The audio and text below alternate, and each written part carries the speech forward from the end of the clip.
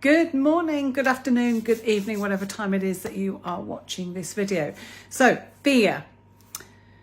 There is a lot of fear around at the moment. I think that is very fair to say, but it's whether we allow that fear to creep into us, which makes the difference. So fear is one of those things that, don't get me wrong, we all experience at many different times during our lives for over many different reasons. Fear stops us from doing things because at the end of the day, fear is kind of like a bit of a survival mechanism. It stops us from taking actions, or this is what I understand the purpose to be, taking actions that could actually cause our demise, if you like, if you're being really dramatic. And that's what it's about. It's about stopping us from stepping into that sinkhole, into that big, we don't have them here in the UK as far as I'm aware, that big puddle, or what do they call it, quicksand, where it sucks you under. It is supposed to stop you from walking off the top of a cliff, those sorts of things. We are going back to primeval brain kind of things. But nowadays we don't have most of those things. We do have other kinds of fears, but we have perceived fears. And this is generally what we're talking about, and fear is one of the things that I do love working with, purely because I love to get those texts from people that have actually managed to get on an aeroplane and go over to Australia or the other side of the world or over to America and had that fantastic holiday or wherever it is. So I love it from that point of view because, it actually makes, when you overcome that fear, it actually makes a massive difference to your life and those around you as well. But equally at the moment we have, I know there's a lot of war going on in the world and that creates a lot of fear. Generally speaking, it puts an air of fear around. And equally, with all the political upset that we've got going on here in the UK, and as far as I'm possibly aware, potentially in America too, and other countries, it can, that in itself, again, can lift that fear and stop you from doing things.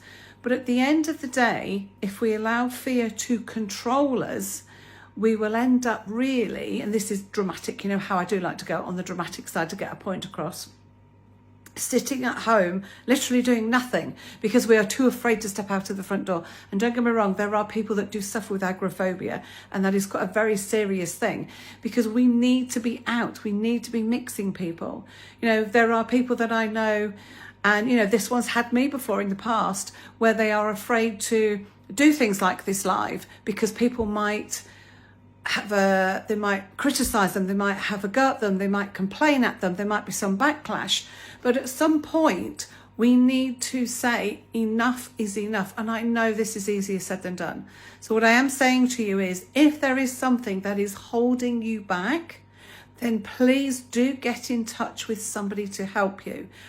I am more than happy to help you. You just need to get in touch with me. There are other therapists around that may suit you better than I do, and that's absolutely fine. The point here is that I'm telling you, you can get help for this, you can overcome this, you can learn to control fear. Now, this is my way that I control fear when it creeps up with me. In my mind, I see fear, and you'll probably see it differently, as a little girl, because I'm a little girl sat in a corner, all hunched up, and it's quite dark, this corner. I walk up to her, I hold her hand, or I touch her on the shoulder, and I go, I know we're afraid, but we are doing this anyway. And then I walk away. And that changes the game for me. Sometimes we need to, what I always used to say many years ago actually, is put my big girl pants on, take a breath and walk out the door. And that's what I do. That's how I've overcome a lot of stuff, by the way.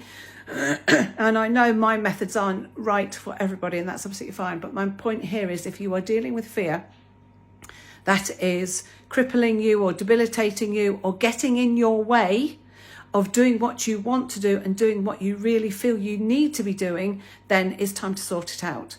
So either speak to myself or speak to somebody else that can help you. There are many other hypnotherapists around.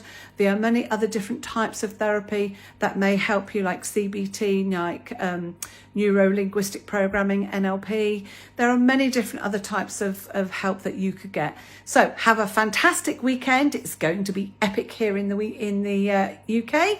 We have been promised down here in the south a lovely heady 14, 15 degrees tomorrow. So fingers crossed. Have a great weekend. Have a great day, and I will see you soon.